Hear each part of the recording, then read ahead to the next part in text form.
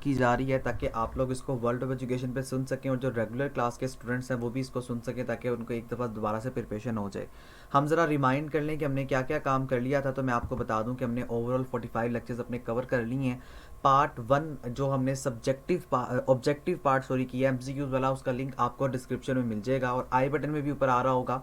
0 second पे या 10 second पे वो चल जाएगा और तकरीबन कोई 20 सेकंड पे आपका दूसरा जो सब्जेक्टिव पार्ट होगा, यानी कि जो उस पर जो प्रीवियस ऑब्जेक्टिव पार्ट होगा वो चल जाएगा।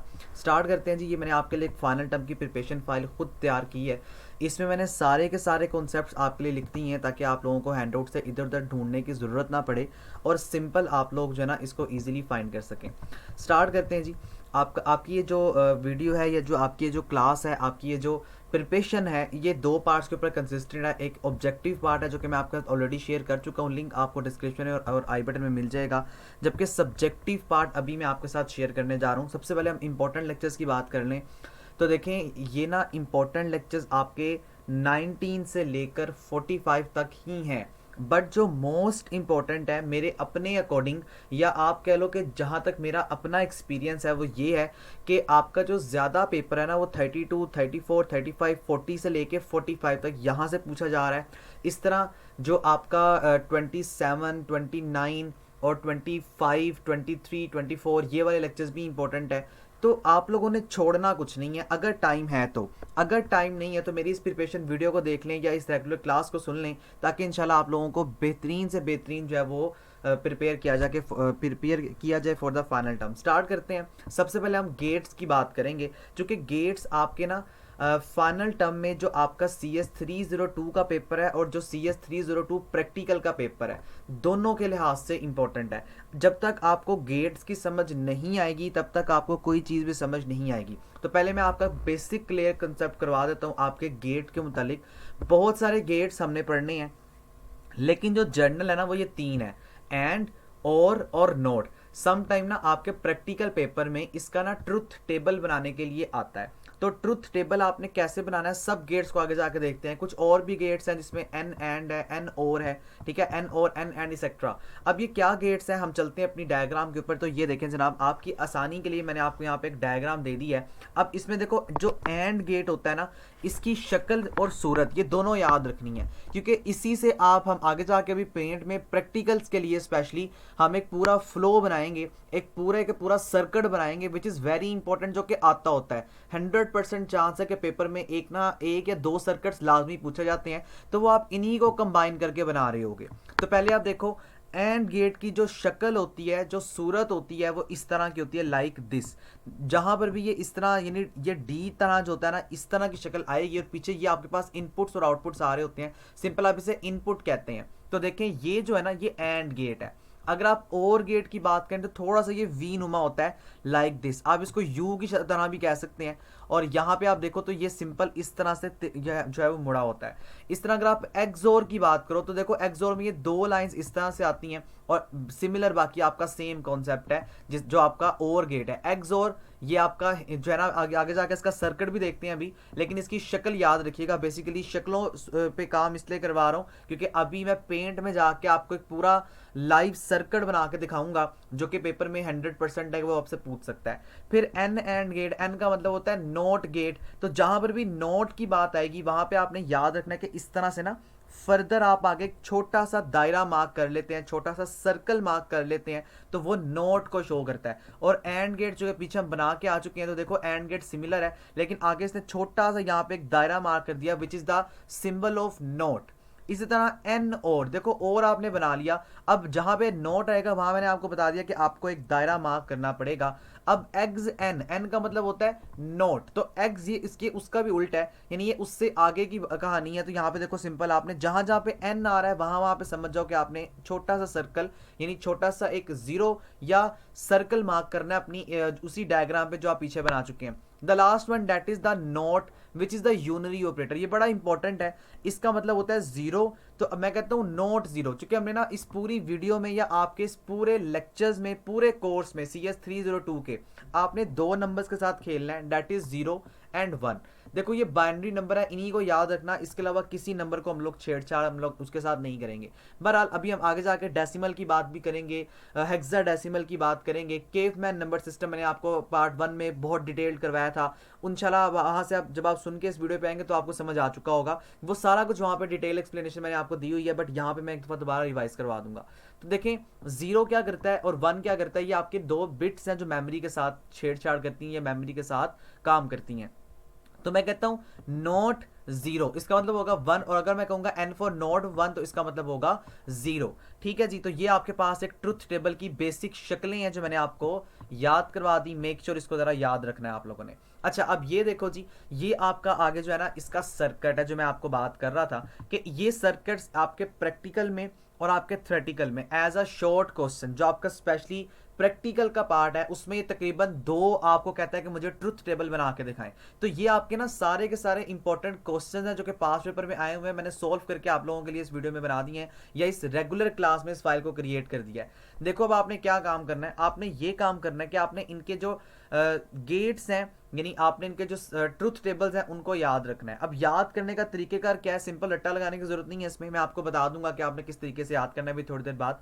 बट मेक श्योर प्रैक्टिकल में ये चूंकि लॉन्ग क्वेश्चन आते हैं तो 2 पूछे जा सकते हैं, और जो थ्योरेटिकल पेपर है उसमें ये 1 पूछता है, और सबसे ज्यादा वो आपसे पूछता है ये जो एग्स और है, एग्स नोर है और एन नोर है, क्योंकि ये 3 है, ये जो एंड और नॉट है, तो ये तीनों ना चूंकि आसान है इतने ज्यादा पेपर में नहीं पूछे जाते।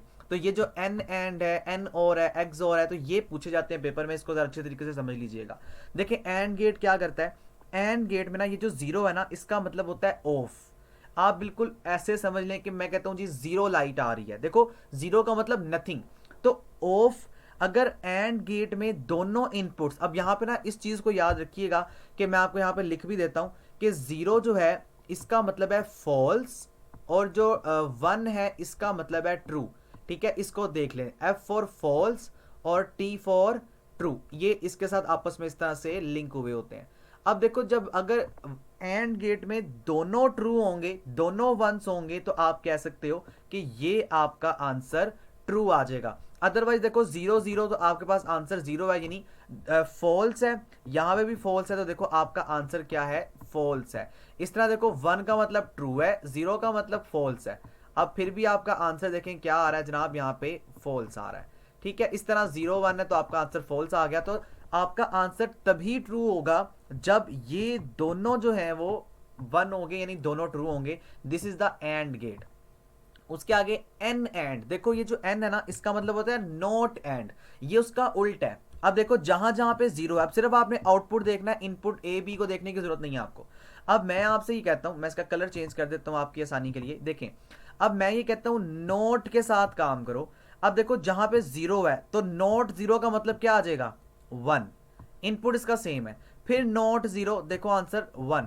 अब मैं कहता हूं नोट 1, तो आंसर देखो क्या आ गया, 0 आ गया। तो ये एन एंड है, अगर एंड समझ आया है तो आपको एन एंड की समझ आई होगी।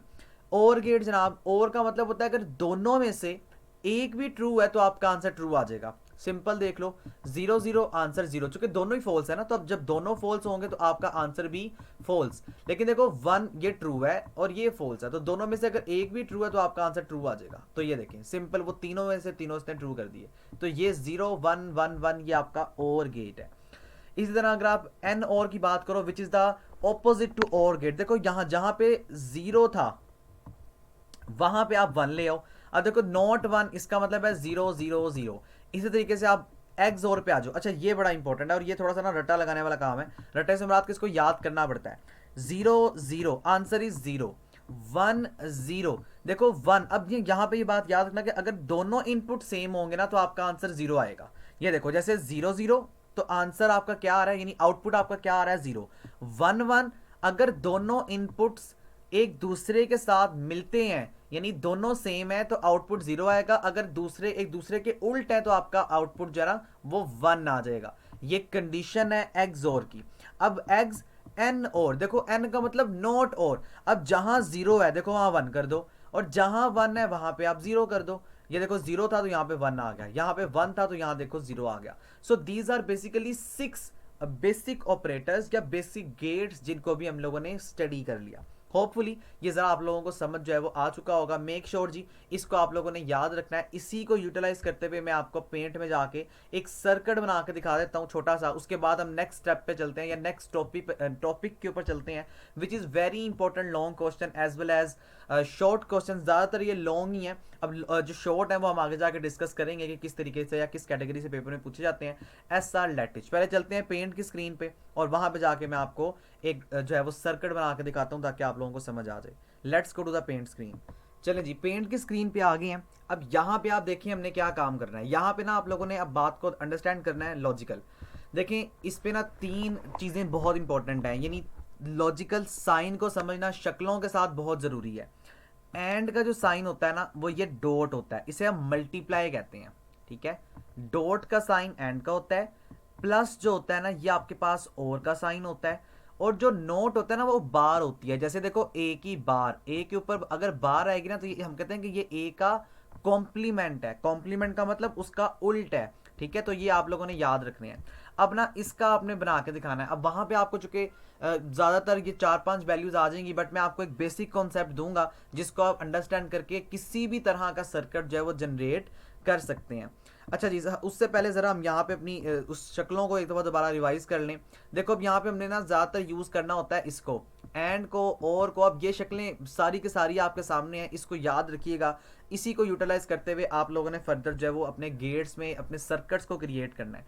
अब कैसे सर्किट को बनाना है जी, सबसे पहले तो देखिए आपने क्या यूज़ करना है, ए और बी। देखो यहाँ पे ए बी है ना, तो ए और बी में कुछ भी नहीं है, और जहां पे कुछ नहीं होता वहां पे हम लोग डॉट को मार्क कर देते हैं। डॉट का मतलब होता है मल्टीप्लाई।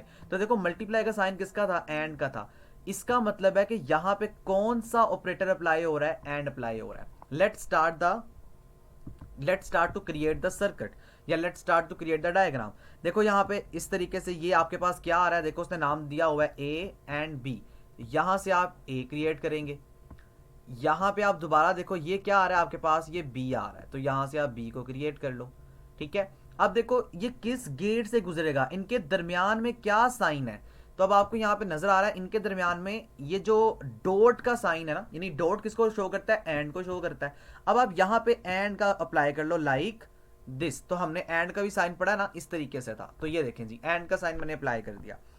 अब ये प्लस हो रहे हैं सी के साथ। देखो प्लस किसको शो करता है, और को, और और का साइन अभी हम पढ़ के आए हैं, वो क्या होता है जी, ऑब्वियसली लाइक दिस।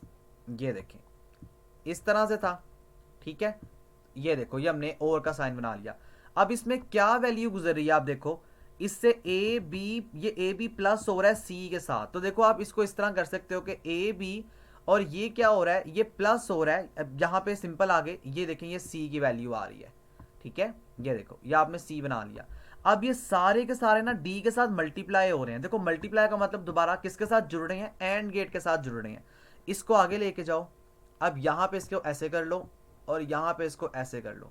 अब यहाँ पे कौन सा गेट आएगा आपके पास, जो एंड गेट है। दोबारा देखो आपने क्या बनाना है, सिंपल दिस वन, और यहाँ पे आप इस तरह से एंड गेट जोड़ लोगे। ठीक है, ये देखें मैंने एंड गेट को आपके लिए जोड़ दिया। अब देखो यहाँ पे मुझे क्या मार्क करना है, डी मार्क करना है। तो देखें मैंने यहाँ पे डी मार्क कर दिया, और अब आप नीचे लिख सकते हैं ए बी प्लस सी, और ये सारे के सारे मल्टीप्लाई हो रहे हैं डी के साथ। अगर मैं कहूँ जी डी कॉम्प्लीमेंट लो, उल्ट ले लो डी का, तो देखो यहाँ पे आगे सर्कल आ जाएगा। अगर मैं कहूँ जी ए बी का कॉम्प्लीमेंट लो, यानी बी का उल्ट ले लो, तो सिंपल देखो उसका उल्ट क्या है, सिंपल यहाँ पे आगे ना इस तरह से वो बना दें।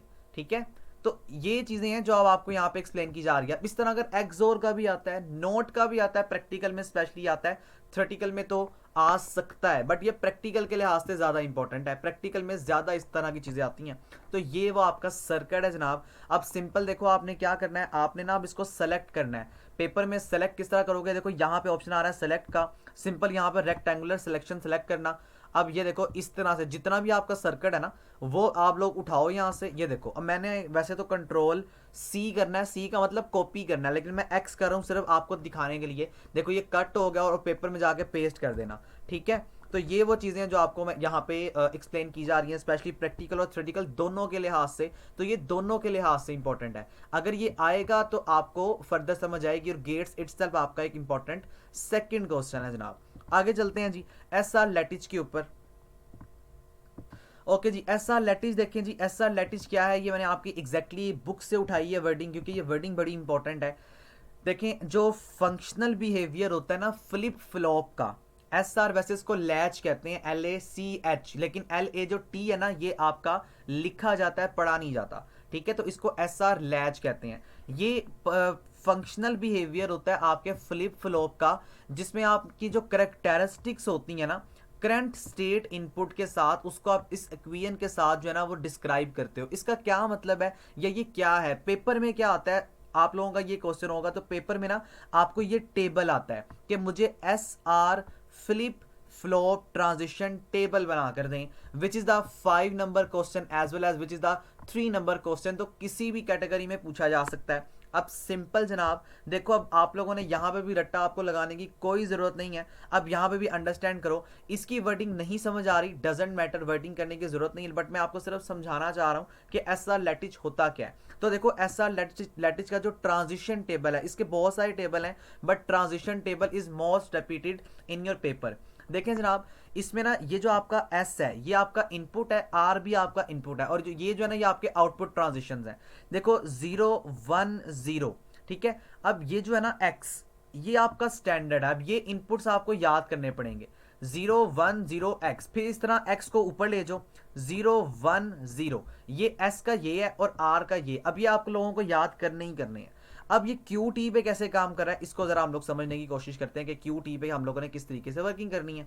देखें जनाब कैसे होता है, अगर 0x के साथ है तो आपका आंसर 0 आएगा क्यू टी पे भी और क्यू टी प्लस 1 पे। बट अगर 1 0 है तो जो ये वाला आपको नजर आ रहा है ना, ये वाला 0 एस वाला, वो क्यू टी बन जाएगा। ये देखो 0, फिर 1, फिर देखो 1, अब दोबारा जहां पे x आ गया तो x का मतलब है कि उससे उल्ट ले लो। अब चूंकि देखो यहाँ पे x पे क्या पड़ा हुआ है, 0 पड़ा हुआ है, तो यहाँ पे देखो 1 आ गया।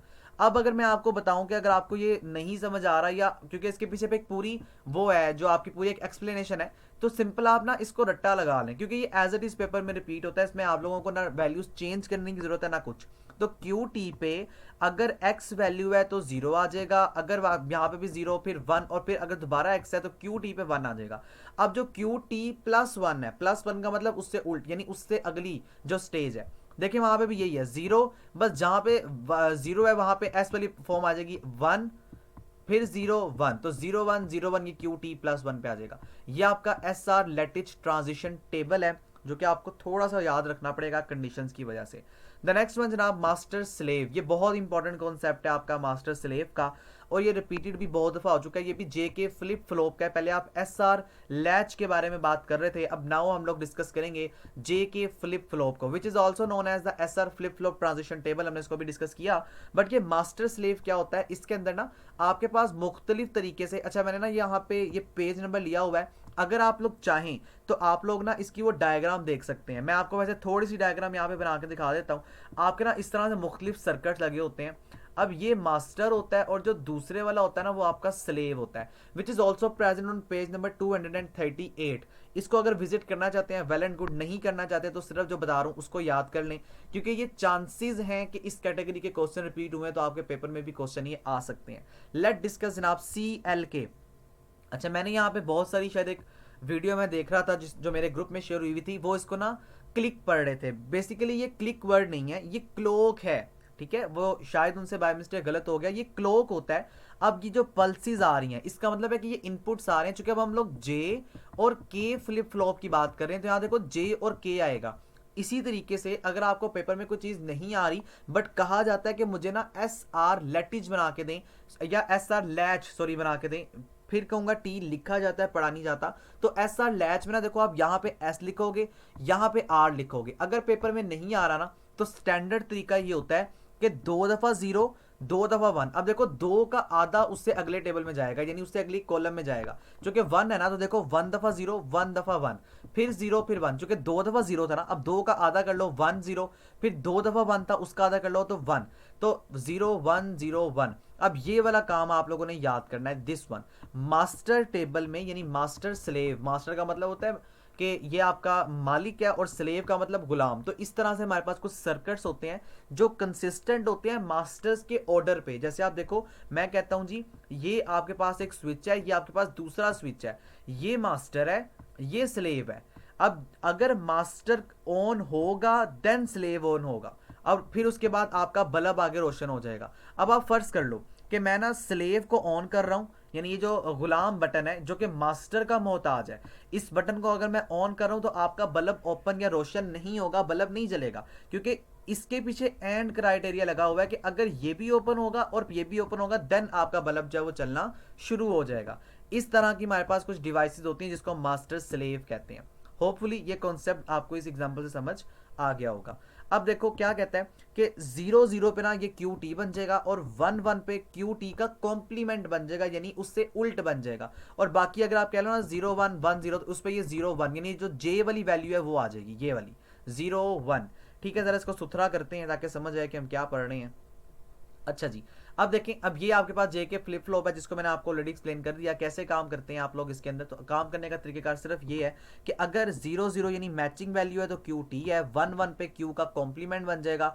और उसके अलावा अगर ऑपोजिट है, जैसे जीरो वन है, तो आपने जे वाली वैल्यू को उठा के राइट कर देना है। तो देखो आपने यहाँ पे इसको उठा के राइट कर दिया, विच is the truth table of master table या मास्टर स्लेव जे के फ्लिप फ्लॉप। उसके आगे जनाब लॉजिक सिंबल है positive and negative edge trigger flip flop का। अच्छा, ये वो डायग्राम है जो मैं आपको दिखाना चाह रहा था। पेपर में ये डायग्राम आप लोगों को बनाने के लिए आती नहीं है अमूमन, but I just want to explain this concept.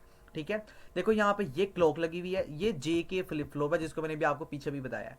देखो जे कनेक्ट होता है क्यू के साथ, अभी आपने इसको इस तरह भी देखा है, ये देखें जे जीरो जीरो है, देखो क्यू आ रहा है। ठीक है, अब फर्दर देखो के कनेक्ट होगा क्यू के कॉम्प्लीमेंट के साथ। ठीक है जी, ये पॉजिटिव है, दिस वन, ये वाला पॉजिटिव है और ये वाला नेगेटिव है।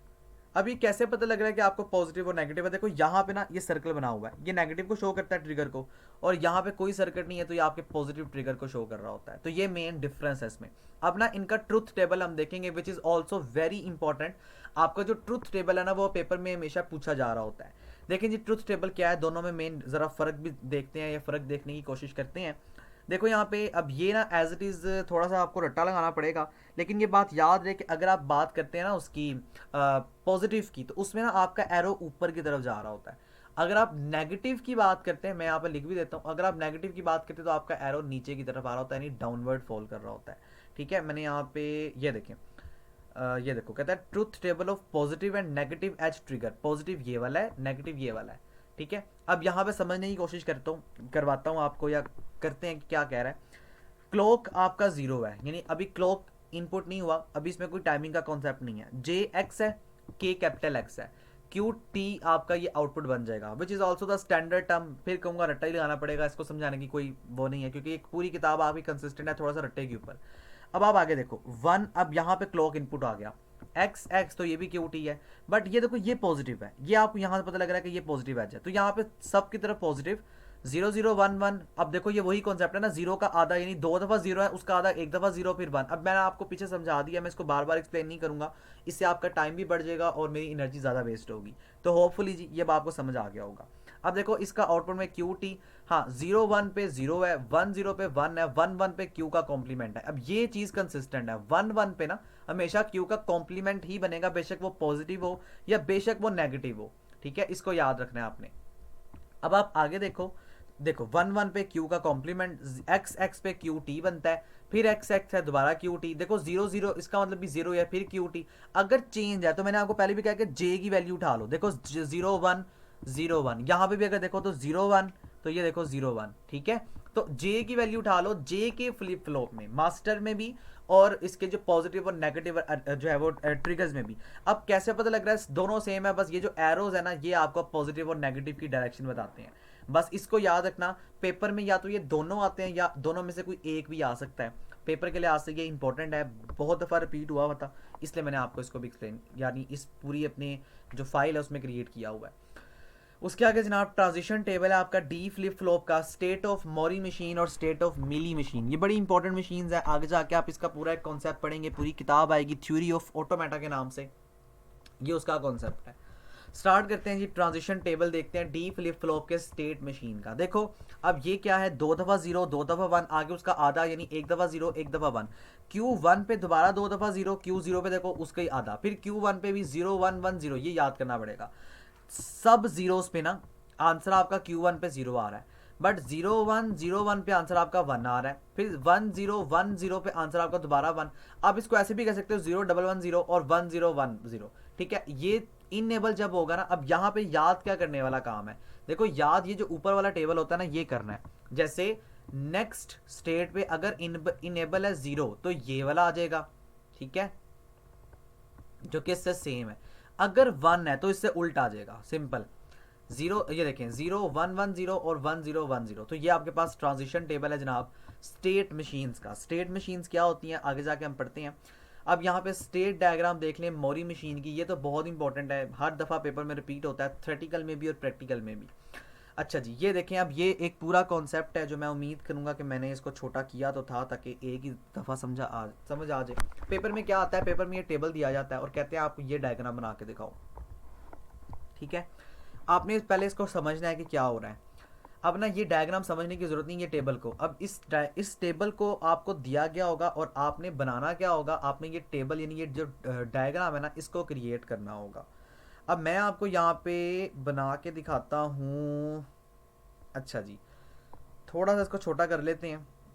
अगर आप YouTube पे वीडियो देख रहे हैं तो आप इसको जूम कर लें, और जो मेरे पास रेगुलर स्टूडेंट्स हैं ना आपके पास भी जूम करने की ऑप्शन होगी, आप उसको भी जूम कर सकते हो, ठीक है जी। ठीक है मुज़म्मिल, जूम कर लेना इसको।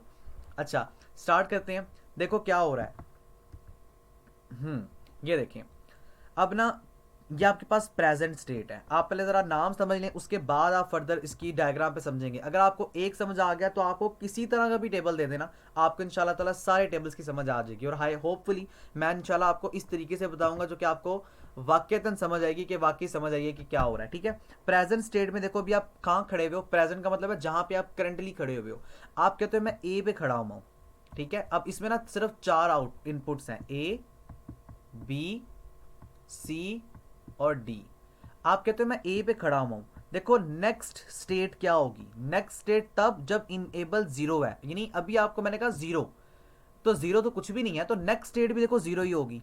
अब मैं कहता हूं 1 1 का मतलब है अगली स्टेज पे चले जाओ, यानी इनपुट आ गया 1 आ गया तो अब ए से बी पे चले जाओ, ठीक है जी। अब आप बी पे खड़े हुए हो, ये आपकी करंट स्टेट बन गई। तो अब देखो प्रेजेंट स्टेट कौन सी बन गई, बी बन गई, ठीक है। अब मैं कहता हूं बी 0 0 का मतलब कुछ भी नहीं है, बी भी खड़े रहो, देखो बी पे खड़े हो गए आप। फिर मैं कहता हूं चलें इसको थोड़ा सा बड़ा कर लेते हैं, उसके बाद हम डायग्राम की तरफ चलते हैं। ये देखें, ये देखो अब आप बी की तरफ चले गए। अब मैं कहता हूं इनेबल 1 इनेबल करो, तो आप सी की तरफ चले गए, ठीक है जी। फिर फर्दर मैं कहता हूं जी अब फर्दर कहाँ खड़े हुए हो आप, प्रेजेंट स्टेट क्या है आपकी, देखो सी आपकी प्रेजेंट स्टेट है। मैं कहता हूं जब 0 आए तो 0 का मतलब है कहीं आगे पीछे नहीं जाना, सिंपल आप सी पे आगे। अब मैं कहता हूँ सी से आगे जाओ, देखो सी से आगे तब जाओगे जब मैं 1 कहूंगा, तो 1 मैंने कह दिया, इनेबल कहता है 1 कर दो, तो आप डी पे चले गए डी पे। फिर मैं कहता हूँ जी अब आपकी प्रेजेंट स्टेट क्या है, आप कहते हो मेरी प्रेजेंट स्टेट डी है, और डी से मैं कहता हूँ अगर मैं 0 कहूँ तो डी पे ही रहना, लेकिन मैं अगर 1 कह दूं, अब चूंकि देखो अब आपके पास कोई 4 इनपुट्स हैं, अब आपके पास आगे जाने का रास्ता नहीं है, अब आप वापस आ जाओ, इसे कहते हैं रोटेशंस। ये आपका 35 लेक्चर है जो कि मैंने आपको शुरू में बता दिया था, मैं जाके भी थोड़ी सी रोटेशंस भी आपको at the end of this file में आपको इंशाल्लाह एक्सप्लेन कर दूंगा। तो अब आप वापस आ गए, तो ये देखो ये ए पे आ गया, इसे हमने रोटेट करवा लिया, ठीक है। अब ये पेपर में ना ये 2 स्टेट्स दी जा सकती हैं, वो कहता है प्रेजेंट स्टेट ये है, इनेबल 0 और 1 पे मुझे बता दो हिमसेल्फ, ये एक क्वेश्चन आपका बन गया। ये देखो अगर 0 है तो ए बी सी डी, 0 पे तो आपने हिलना ही नहीं है, तो आप 0 0 0 ही रहोगे। अब सिंपल जहां पे आप पुरानी स्टेज पे जा रहे हो ना, यानी जब आप रोटेशन परफॉर्म कर रहे हो तब आपका 1 आएगा, बाकी आपका सारे का सारा 0 ही रहेगा, ठीक है जी। तो आपका ये कॉन्सेप्ट जो है वो क्लियर हो गया। ये बहुत इंपॉर्टेंट है पेपर के लिहाज से, रिपीट होने के चांसेस बहुत ज़्यादा हैं, तो इसीलिए मैंने आप लोगों के लिए ये जो टेबल्स हैं इसको आपके हैंडआउट से उठाया कि ये एज इट इज़ आते हैं। ये आप लोगों को फिक्र नहीं करनी कि ये एज इट इज़ पता नहीं आएंगे कि नहीं आएंगे। हाँ, ये जो अब आप डायग्राम आगे करने जा रहे हैं ना, इसका पता नहीं कि क्या ये एज इट इज़ आएगी, बट किसी तरह की भी डायग्राम आ जाए तो आप लोग इंशाल्लाह उसको कर लेंगे अगर आप लोग इसको समझ लेते हैं। तो स्टार्ट करते हैं। देखो कैसे काम करना है आपने। अब देखो प्रेजेंट स्टेट आप ये वाली है, मैं कहता हूँ जी आप इनेबल करो जीरो पे, तो ये देखो इनेबल जीरो है, ठीक है। अब मैं कहता हूँ आप ना जीरो पे ए भी खड़े हो, तो देखो उसने अपने साथ ही एक लूप बना लिया, इसको ना लूप कहते हैं, ठीक है। अगर वो अपने ऊपर देखो ये जीरो के ऊपर ए भी खड़ा हुआ है, तो ए आगे पीछे मूव ही नहीं कर रहा, तो उसने अपने साथ एक मूव बना लिया, तो ये आपके पास ए जो है वो लूप बन गया ए के उसके ऊपर। अब मैं कहता हूँ अगर इनेबल वन है, ये देखो इनेबल वन हो रहा है, तो ए कहाँ जा रहा है, देखो ए ये वाला ए है, ये आपकी प्रेजेंट स्टेट है, इसको देखना है आपने। अब ए जा रहा है बी के पास, तो ये देखो आपने एरो बना दिया, ए जा रहा है बी के पास, ठीक हो गया। ये आपका एक जो है वो सोल्व हो गया। अब आप अगले टेबल पे आओ, अब आप बी पे खड़े हो, बी पे खड़े हो ना यहाँ पे। अब देखो बी जीरो पे दोबारा बी के साथ मूव कर रहा है, तो आपने उसके ऊपर लूप बना दिया, ठीक है। अब बी जो है वो इनेबल वन हो रहा है, तो कहाँ जा रहा है, सी पे जा रहा है, तो आपने बी को सी के साथ जो है वो इनेबल कर दिया, ठीक है।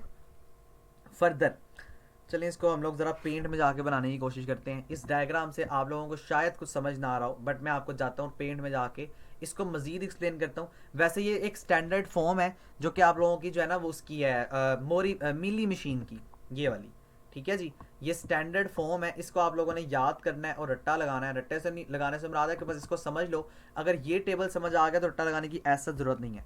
चलें जी चलते हैं अपनी पेंट की स्क्रीन पे। इतना सा टेबल मैं उठाता हूँ और मैं आपको पेंट पे जाके इसको जो है वो प्रैक्टिकली बना के दिखा देता हूँ कि ये किस तरह बनता है।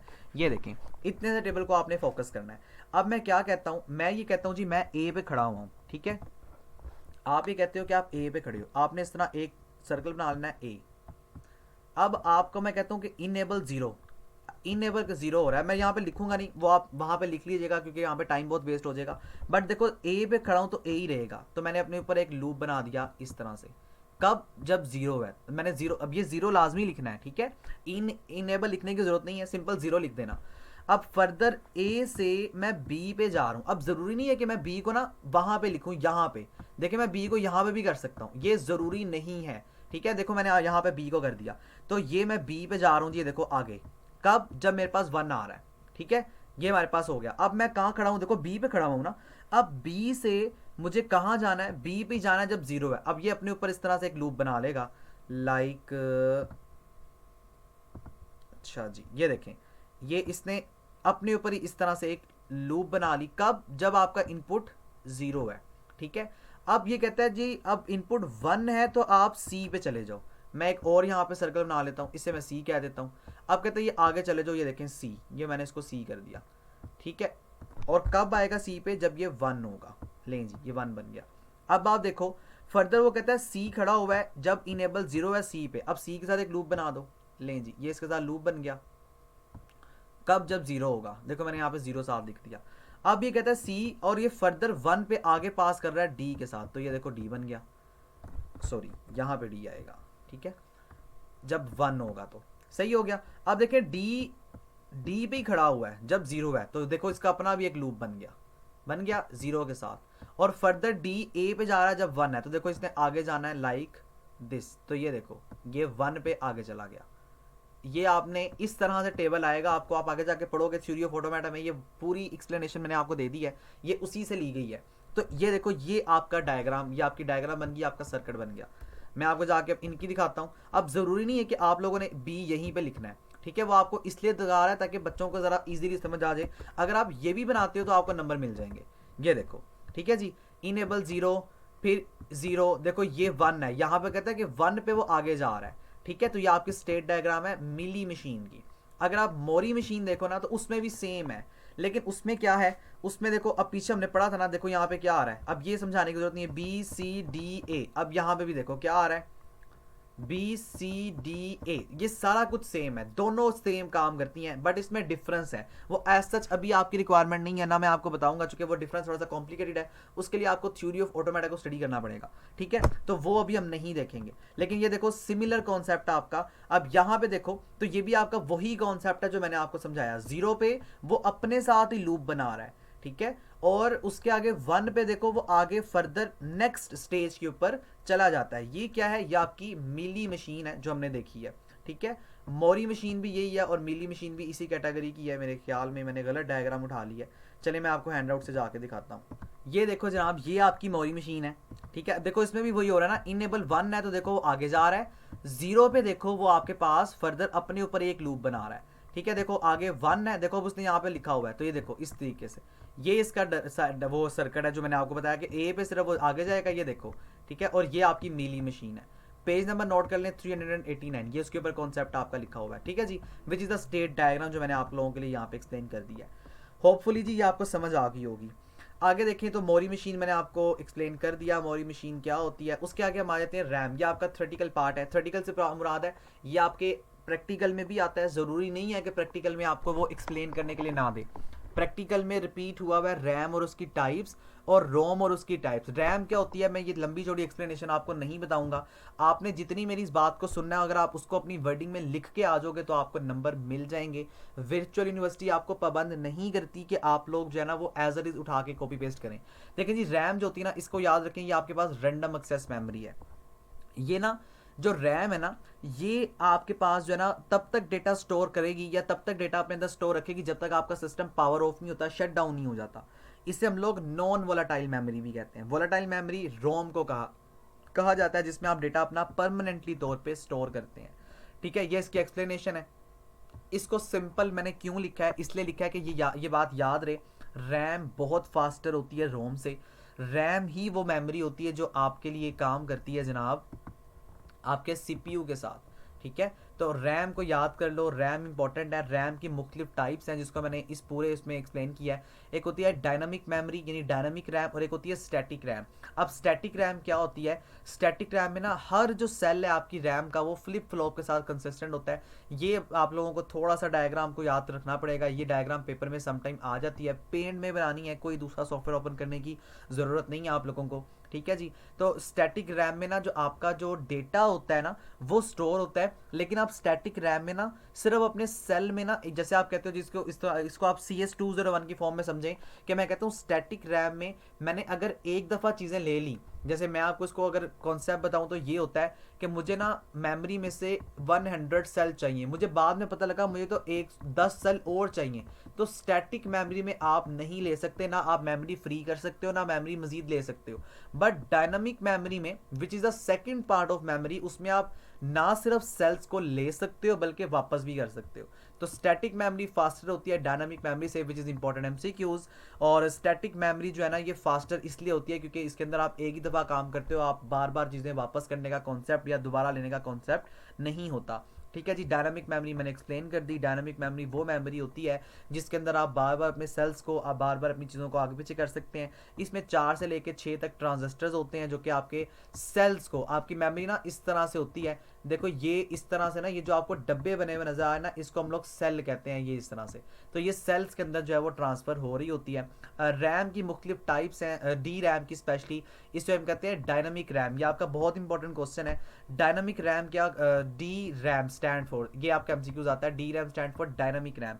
मैं ज़रा इसको सुथरा कर लेता हूँ, टाइम है तो उसको पढ़ लें, वरना मैंने आपको जो एक्सप्लेनेशन दे दी है which is enough for you, तो ये आप लोग देख लीजिएगा।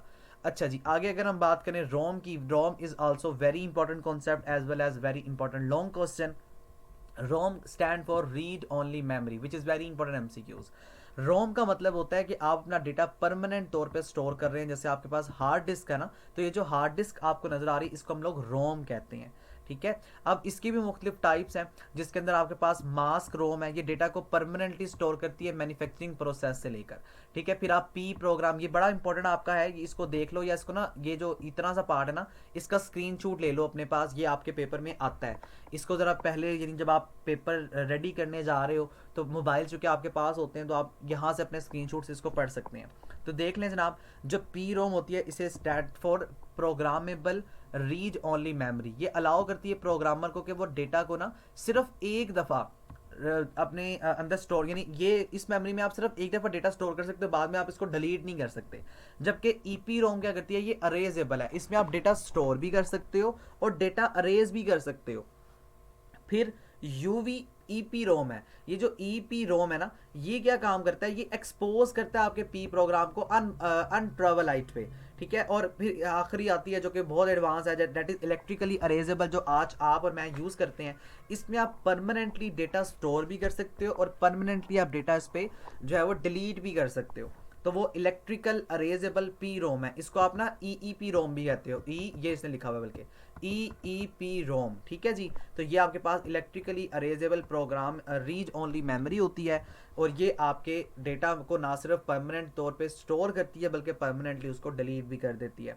The next one flash memory. जनाब flash memory is also very important concept. इसको आप क्लासीफाई करते हो, ये भी शॉर्ट क्वेश्चन में आ जाता है, प्रोग्रामिंग ऑपरेशन में, रीड ऑपरेशन में और अरेज ऑपरेशन में। यानी आप इसमें प्रोग्रामिंग के थ्रू डेटा इंसर्ट कर सकते हैं, रीड कर सकते हैं और अरेज भी कर सकते हैं। अब रीड का मतलब जैसे देखो ये आपके सामने, जैसे मैंने ये फाइल ओपन की है, ये आपके लिए बनाई हुई है। अब ये जो फाइल मैं आपको पढ़ के सुना रहा हूँ ना, ये जो फाइल है ये मेमोरी के अंदर स्टोर है, यानी रैम के अंदर स्टोर है, तो ये हम इसको रीड कर रहे हैं।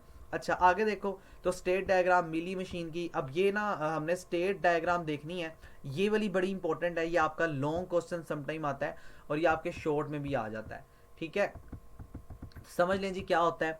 अब देखो ये सेल्फ लूप तो आपको होपफुली पता लग गया, ये एक स्टैंडर्ड है, इसमें कुछ भी नहीं करना पड़ेगा आपको। स्टैंडर्ड डायग्राम है आपके पास, ये देखो ए से आगे जा रहा है डेटा बी पे, जब 1 है, 0 पे आ रहा है, जब वो फर्दर क्या हो जाएगा, 0 हो जाएगा, ठीक है। उसने अपने आप लूप बना लिया। अब देखो बी पे आगे जब जाएगा 1 है और 0 पे अपने आप पे उसने लूप बना लिया। ये टेबल आपको गिवन होगा, आपने इस तरह की डायग्राम बनानी होगी। अब जरूरी नहीं है कि आप ना इसको इस तरह सर्कुलर फॉर्म में बनाएं, आप इसको इस फॉर्म में भी बना सकते हैं, लाइक दिस। आप इसको इस फॉर्म में बना सकते हैं, लेकिन चूंकि आपकी आसानी के लिए ये इस फॉर्म में बना रहा है तो आप रिकमेंड मैं आपको यही करूंगा कि आप इसको सर्कल में बनाएं। अगर आप नहीं बनाना चाहते तो डजेंट मैटर, आप इसे किसी भी फॉर्म में बना सकते हैं, जरूरी नहीं है, आप रिस्ट्रिक्ट नहीं है इसके लिए, ठीक है। अब आप देखें जी फर्दर, तो ये आपने बी बना लिया, ये आपने सी बना लिया, डी ई और एफ ये आपके पास आ गया। 0 पे वो अपने आप पे लूप बना लेता है और 1 पे वो अगली स्टेज पे चला जाता है। तो ये आपके पास एक स्टेट डायग्राम है जनाब मिली मशीन की। होपफुली ये इंपॉर्टेंट कॉन्सेप्ट्स आपके सारे के सारे जो है वो क्लियर हो चुके होंगे। डैट सिनम जनाब, अब मैं आपको लेक्चर नंबर 35 से कुछ जो रोटेशन है उसके बारे में बता दूं, which is also important concept. So let's go to the lecture number 35। Lecture number 34 है जनाब, सॉरी फॉर डैट, मैं लेक्चर 35 कह रहा था। 35 is also important but 34 is something very important. तो इसमें ना देखें शिफ्ट रजिस्टर्स है। रजिस्टर्स क्या होते हैं, ये मेमोरी में टेम्परेरी तौर पे हम अपनी जो चीज़ें हैं, जो बिट्स हैं, वो स्टोर करने का काम इनका होता है। देखो ये आपके पास जो है ना, इसमें देखें जनाब, ये जो आपके पास डेटा यहाँ से इनपुट आ रहा है, देखो 1 2, ये आप ना कहाँ जा रहे हो, आप लेफ्ट से राइट पे जा रहे हो। इसको याद रखना, सीरियल इन और सीरियल आउट ये ऑपरेशन हो रहा है शिफ्ट राइट पे, यानी आप लेफ्ट से राइट जा रहे हैं। तो ये आपके पास जो है ना राइट शिफ्ट आ गया। अब देखो लेफ्ट शिफ्ट क्या होती है, जहां पे आप देखो यहाँ पे इस तरह मूव कर रहे हो, लेफ्ट वाली साइड से, राइट से लेफ्ट पे आप मूव कर रहे हो, इसे कहते हैं serial in serial out but shift right, ठीक है, सॉरी शिफ्ट या सीरियल लेफ्ट, आप लेफ्ट तरफ जा रहे हैं। इसी तरह से इसको छोड़ देंगे, बहुत कम्प्लेक्स है, ना ये पेपर में आता है और ना आएगा, इसको भी आप लोग स्किप कर सकते हैं, इसको भी स्किप कर सकते हैं। अच्छा अब देखें, ये आपके पास डेटा ऑपरेशन है। अब ये देखो ये क्या हो रहा है, ये आपके पास ना पैरेलल है।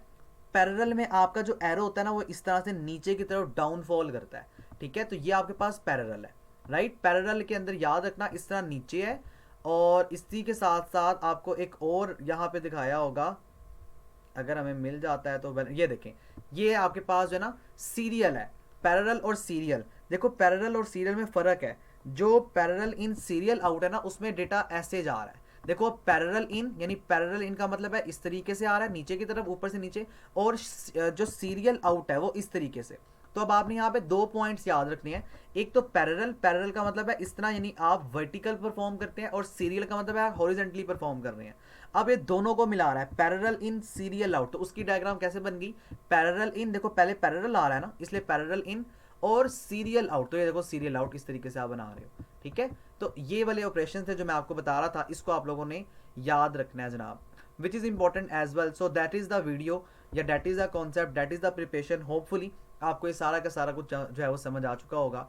इनफ जनाब, यहाँ तक ही हमारी प्रिपरेशन वीडियो है। दुआओं में याद रखिएगा, मेरे लिए भी दुआ कीजिएगा, आपके अपने लिए भी दुआ कीजिएगा। आखिर में हम लोग इस उम्मीद के साथ अपनी इस क्लास को लीव करते हैं, अल्लाह ताला मुझे और आप तमाम तर लोगों को कामयाब करे, आमीन। अल्लाह हाफिज़।